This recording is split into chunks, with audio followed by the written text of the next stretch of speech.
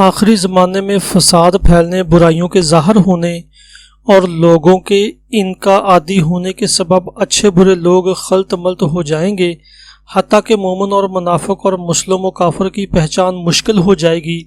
ان حالات میں اللہ تعالیٰ ایک جانور ظاہر کر دے گا۔ دابہ کیا چیز ہے، وہ کہاں اور کب ظاہر ہوگا، اس کے ذمے کیا کیا کام ہوں گے۔ دابہ کا ذکر قرآن مجید میں ہے۔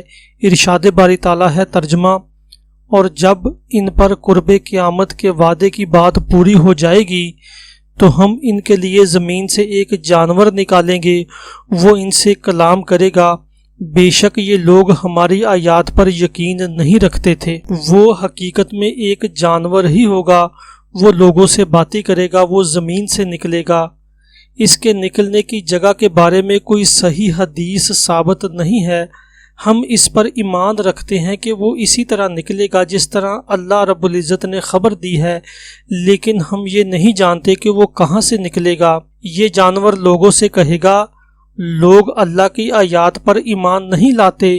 یہی بات اس ارشاد باری تعالیٰ میں بیان فرمائی گئی ہے ترجمہ: اور جب ان پر قرب قیامت کے وعدے کی بات پوری ہو جائے گی تو ہم ان کے لیے زمین سے ایک جانور نکالیں گے، وہ ان سے کلام کرے گا۔ بے شک یہ لوگ ہماری آیات پر یقین نہیں رکھتے تھے۔ حضرت ابو امامہ سے روایت ہے کہ نبی علیہ السلام نے فرمایا، وہ جانور نکلے گا اور لوگوں کی ناکوں کو داغے گا، پھر وہ سب تم میں گھل مل جائیں گے، حتیٰ کہ ایک شخص اونٹ خریدے گا اور کوئی اس سے پوچھے گا کہ یہ اونٹ تم نے کس سے خریدا ہے؟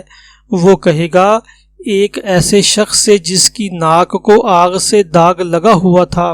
لوگ ایک عرصہ تک اسی حال میں رہیں گے۔ کچھ عرصے بعد لوگ ایک دوسرے کو اس طرح پکاریں گے، اے مومن یا اے کافر۔ جب اللہ تعالیٰ قیامت قائم کرنا چاہے گا تو ایک پاکیزہ ہوا بھیجے گا جو مومنوں کی روح کو قبض کر لے گی، کیونکہ قیامت صرف شریر لوگوں ہی پر قائم ہوگی۔ حضرت عبداللہ بن عمر سے روایت ہے کہ نبی علیہ السلام نے فرمایا، دجال میری امت میں ظاہر ہوگا اور 40 کی مدت پوری کرے گا۔ میں نہیں جانتا کہ یہ 40 دن ہوں گے، 40 ماہ ہوں گے یا 40 برس ہوں گے۔ پھر اللہ تعالیٰ عیسیٰ علیہ السلام کو بھیجے گا۔ ان کی شکل و شباہت عروہ بن مسعود ثقفی سے ملتی جلتی ہوگی۔ حضرت عیسیٰ علیہ السلام دجال کو ہلاک کر ڈالیں گے۔ پھر لوگ 7 برس اس طرح گزاریں گے کہ کہیں بھی دو شخصوں کے درمیان کوئی دشمنی نہیں ہوگی۔ پھر اللہ تعالیٰ شام کی جانب سے ایک ٹھنڈی ہوا بھیجے گا جو ہر اس شخص کی روح قبض کر لے گی جس کے دل میں ذرہ برابر ایمان یا بھلائی موجود ہوگی۔ اگر تم میں سے کوئی شخص کسی پہاڑ کی کھو میں بھی داخل ہو جائے گا تو یہ ہوا وہاں بھی اس کی روح قبض کر لے گی۔ اس کے بعد زمین پر صرف وہ لوگ رہ جائیں گے جن کی شرح انگیزی میں پرندوں کی سی تیزی ہوگی۔ انہیں نہ نیکی کا پتہ ہوگا نہ برائی کا۔ ان کے پاس شیطان انسانی شکل میں آئے گا اور کہے گا، کیا تم میری بات نہیں مانو گے؟ وہ کہیں گے، تم کیا کہتے ہو؟ شیطان انہیں بتوں کی پوجا کی دعوت دے گا، وہ اس کی بات مان لیں گے۔